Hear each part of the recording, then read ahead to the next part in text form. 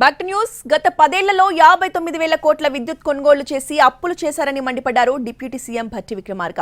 అన్ని విభాగాల్లోనూ అప్పులున్నాయని, రాష్ట్ర ఆర్థిక వ్యవస్థ అత్యంత దారుణంగా ఉందని అన్నారు భట్టి.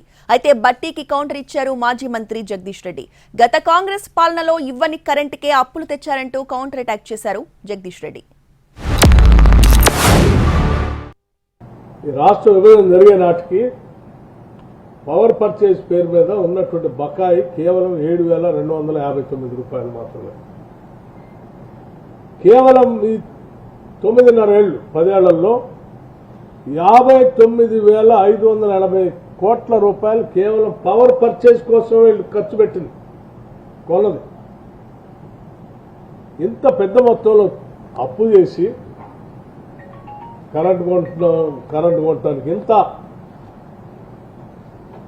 నేను భద్రాద్రి థర్మల్ పవర్ స్టేషన్ పెడుతున్నా, యాదాద్రి పవర్ స్టేషన్ పెడుతున్నాని దానికి అప్పు, దానికి ఆ రెండింటికి కలిపి 50,000 కోట్లు.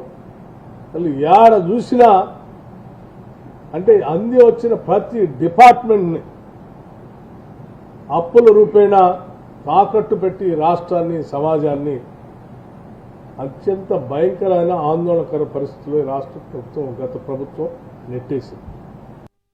అప్పుల గురించి వెళ్ళి మాట్లాడితే ఆశ్చర్యంగా ఉంది. చేతగాక, ప్రభుత్వాన్ని నడపడం రాక, అడ్డగోలుగా అలవమాలిన హామీలు ఇచ్చి ప్రజల ముందు దోషులుగా నిలబడతామనే భయంతో తప్పించుకోవడానికి అబద్ధాలు పదే మాట్లాడుతున్నారు. భట్టి గారు, మీ దగ్గర ఉన్నాయి కదా ఇప్పుడు అధికారులుగా, తెప్పించుకోండి. అయినా మళ్ళీ ఏదో పదే అబద్ధాలు చెప్పి తప్పించుకుందాం ప్రజల నుంచి. ఏంటి ఇదంతా? 24 గంటల విద్యుత్తును ప్రజలకు ఇవ్వటం రాక, మేనేజ్మెంట్ తెలియక తప్పించుకునే ప్రయత్నం. తప్పించుకోలేరు ప్రజల నుంచి. అసలు ఒక మాట చెప్పాలంటే, మీరు ఇయ్యని కరెంటుకి అప్పు తెచ్చిండ్రు.